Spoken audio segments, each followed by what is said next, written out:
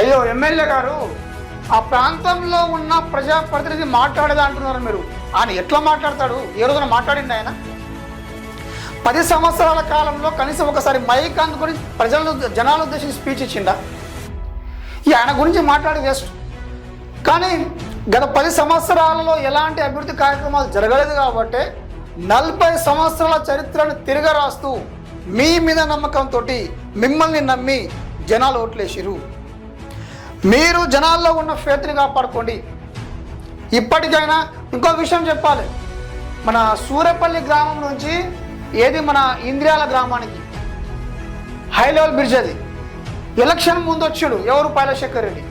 Election ముందు వచ్చి మీరందరూ నాకు ఓట్లు వేయాలి, ఇక్కడ తండాలు ఉన్నాయి, ఊళ్ళు ఉన్నాయి, అందరు నాకు ఓట్లు వేయండి, సూర్యపల్లి గ్రామం నుంచి ఇంద్రాలకు రోడ్ వేయిస్తా అని చెప్పేసి శంకుస్థాపన చేస్తే మా వాళ్ళందరూ పోయి పూలు చల్లి కొబ్బరికాయ కొట్టి వచ్చిండయ్యా పైలశేఖర్ రెడ్డి, ఖచ్చితంగా మనకు ఇంద్రాలకి సూర్యపల్లికి రోడ్ ఏర్పడుతుందని చెప్పేసి భారీ ఎత్తున సన్మానం చేసి ఆయన స్వాగతాలు.